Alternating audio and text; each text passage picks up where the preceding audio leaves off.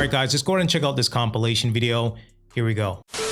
So is it my job as the dad of my children to make sure that it is food in their mother's refrigerator? Is that my obligation? We are not together. We co-parent. She works, I work, we both have households. Is it my job as the child's father to fill her fridge up? And then if I do not fill her fridge up, am I a piece of shit? Please, I need y'all to answer this. Let me know what you guys think about that. Okay, I think that's a very tricky situation to be in.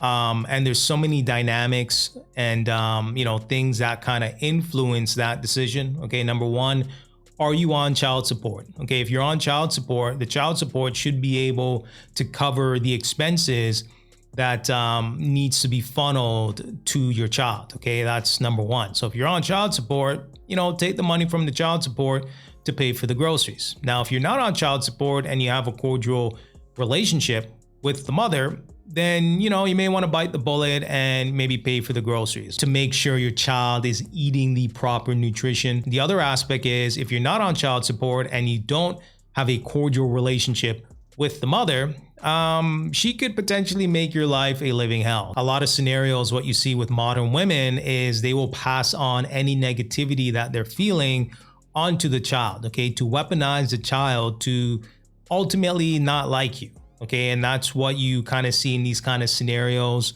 where, you know, children growing up resenting their father and kind of confused, you know, so you don't want to be in that situation.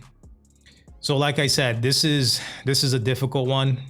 For me personally, I'm probably leaning towards just biting the bullet and paying for the groceries. At least you know your child is getting the proper nutrition in the situation. Okay, I think that's the key takeaway here. And although the mother possibly wants to leech off of you, because let's be clear, if you were to flip it and you were to say, hey, I need groceries for my home, is she gonna send you grocery money, right? Is she gonna send you $20 or $50 or whatever it is to stock your fridge? Probably not, right? I'm just saying. So although that's the case and definitely isn't fair, you still may want to bite the bullet to kind of keep things cordial. Because as we know, when it comes to the system is against you. Real man is. He is sticking by me whether I cheated or not, which I did, but it's okay. Huh? We are still making it work. We are going to be one big happy family. As you know, we have other children together. Mm-hmm. So everyone's going to be brother and sister. Absolutely. Nobody's going to be treated differently. Mm-hmm. No separation on my end. Because let me tell you something. As a man, I was brought up to stick by your woman no matter what. You know, if a woman is going to cheat on you, in my opinion, that's the ultimate disrespect. Okay, she had to think about it. She had to plan it. She had to be courted. The dude that she cheated on you with had to plant a seed in her mind, water it, let it grow.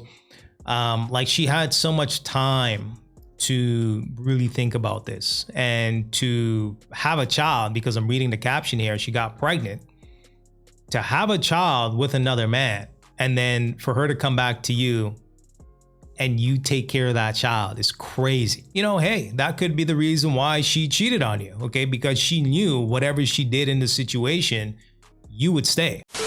For richer? For richer. For poor? For poorer. Yeah. We hit that snag about 20 times in counseling. To love. To love. Cherish. Cherish. And to obey.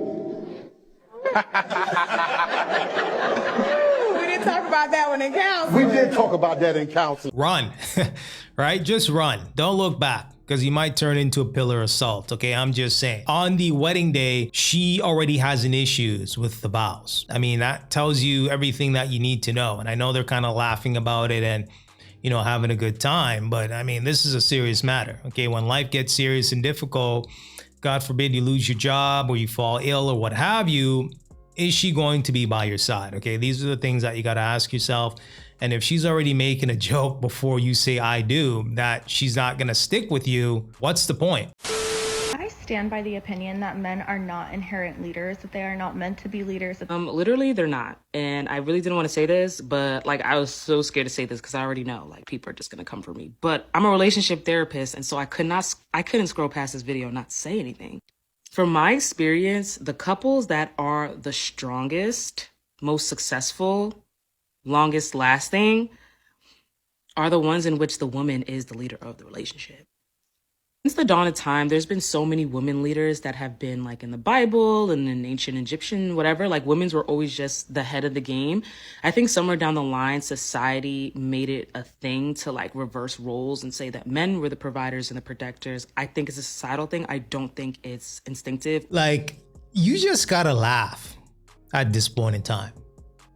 Okay, it's not natural for a man to protect and provide. That's a woman's job. Like, I'm trying to make sense of the situation of what she's trying to say here. Because like that other creator was saying, I stitched a video so you could go back and watch it.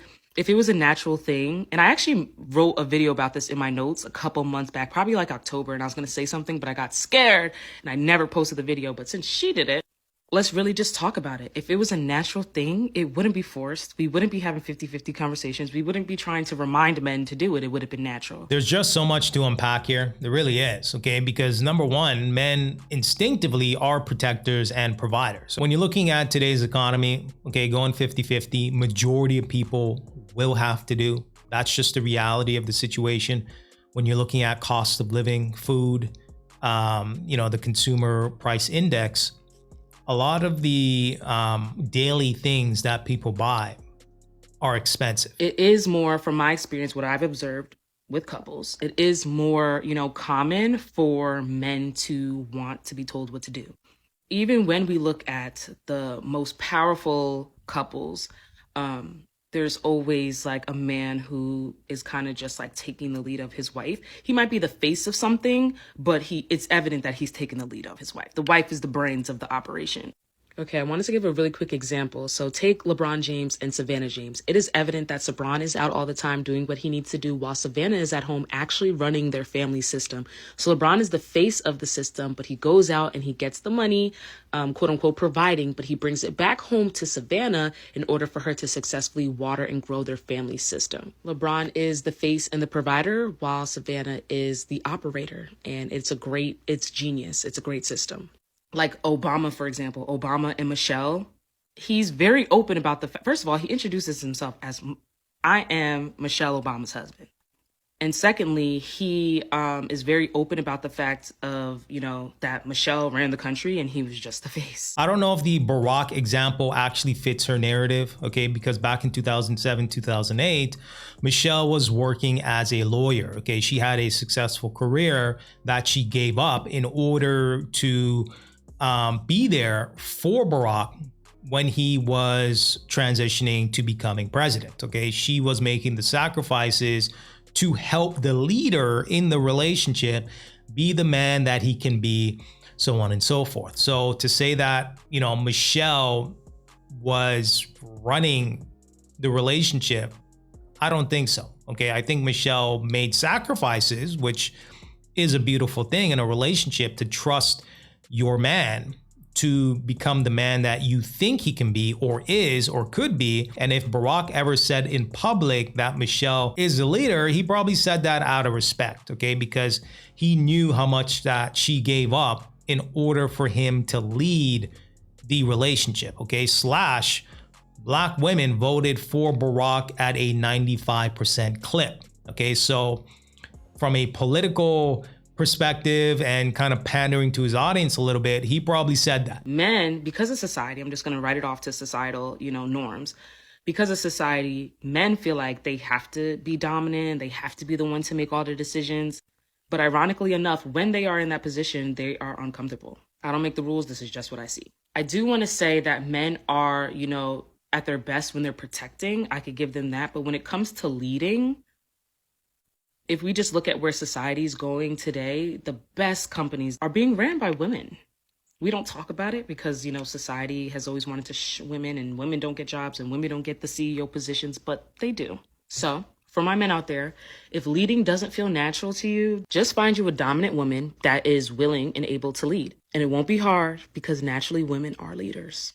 And dominant doesn't mean dominant over you. It just means confident, certain, sure, emotional, but the good kind. Because if you're able to tap into your emotions effectively, you can make the best decisions. But yeah, you guys are safe kings. You don't have to lead the whole entire herd.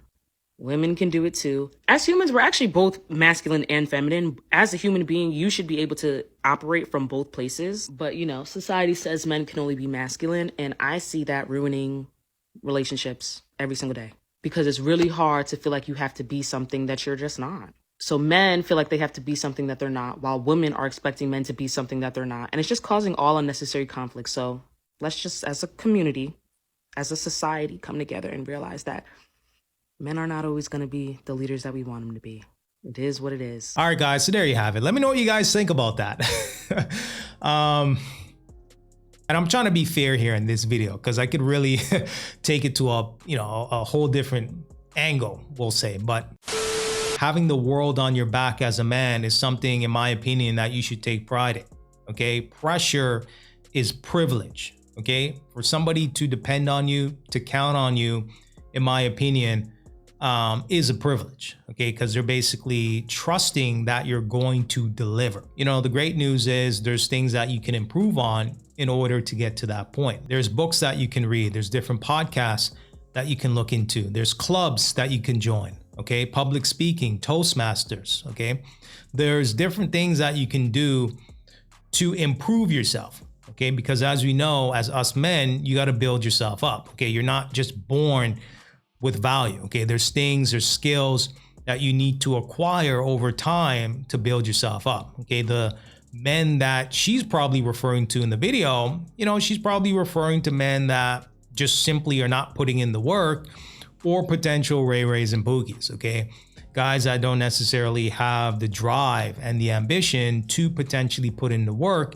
in order to be the leader that they want. Okay, and in my opinion, as a man, you're supposed to lead a relationship. Okay, it is your job to lead that relationship. Okay, because if you rely on a woman, a modern woman in 2024, to lead a relationship, please believe, especially in arguments and discussions and, you know, things go left, please believe she gonna throw that in your face. Okay, she's gonna throw the fact that she's leading the relationship, she's paying majority of the bills, you're a bum, you know, you're playing video games all day long and you have no ambition. Please believe she gonna throw that in your face. She really is. Okay, so to be in a position where you're submissive in a relationship, it's just not a good idea. It's really not. But let me know what you guys think in the comment section. Make sure you like, comment, and subscribe for more content. And until next time.